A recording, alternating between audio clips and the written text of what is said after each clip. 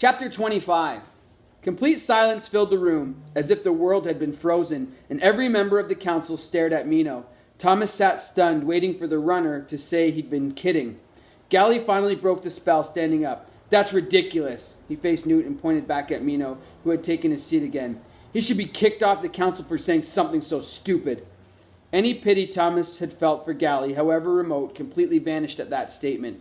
Some keepers seemed to actually agree with Mino's recommendation, like Frypan, who clapped to drown out Gally, clamoring to take a vote. Others didn't. Winston shook his head adamantly, saying something that Thomas couldn't quite make out. When everyone started talking at once, Thomas put his head in his hands to wait it out, terrified and awed at the same time. Why had Mino said that? Has to be a joke, he thought. Newt said it takes forever just to become a runner, much less the keeper. He looked back up, wishing he were 1,000 miles away. Finally, Newt put his notepad down and stepped out from the semicircle, screaming at people to shut up. Thomas watched on, as at first no one seemed to hear or notice Newt at all. Gradually, though, order was restored and everyone sat down. "Shuck it," Newt said. "I've never seen so many shanks acting teat-sucking babies. We may not look it, but around these parts we're adults. Act like it, or we'll disband this bloody council and start from scratch." He walked from end to end of the curved row of sitting keepers, looking each of them in the eye as he spoke. "Are we clear?" Quiet had swept across the group. Thomas expected more outbursts, but was surprised when everyone nodded their consent, even Gally.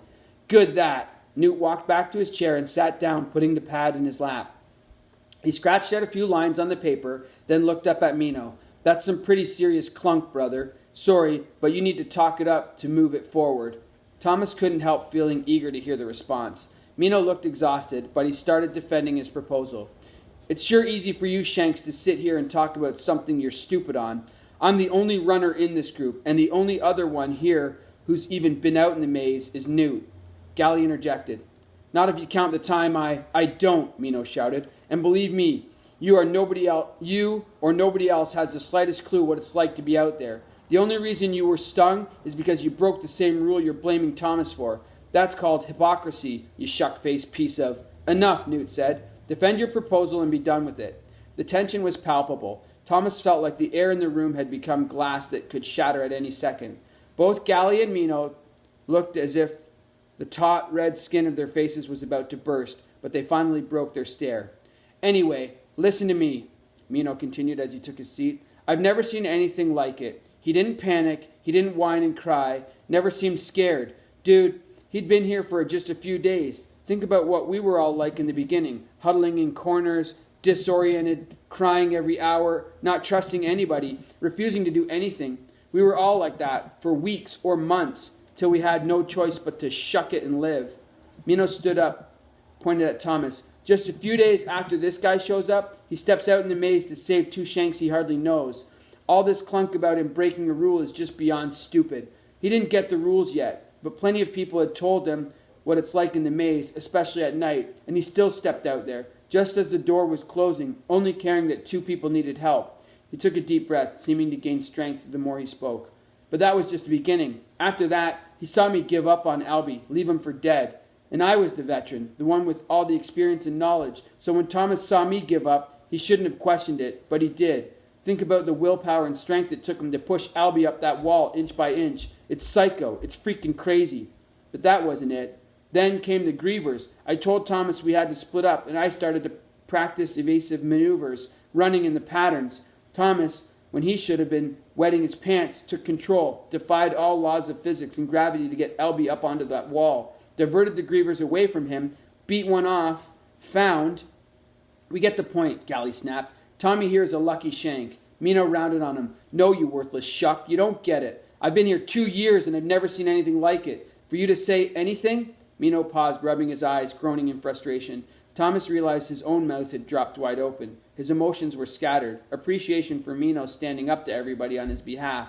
Disbelief at Gally's continuous belligerence. Fear of what the final decision would be. "Gally," Mino said in a calmer voice, "you're nothing but a sissy who has never, not once, asked to be a runner or tried out for it. You don't have the right to talk about things you don't understand, so shut your mouth." Gally stood up again, fuming. "Say one more thing like that, and I'll break your neck, right here in front of everybody." Spit flew from his mouth as he spoke. Mino laughed, then raised the palm of his hand and shoved Gally in the face.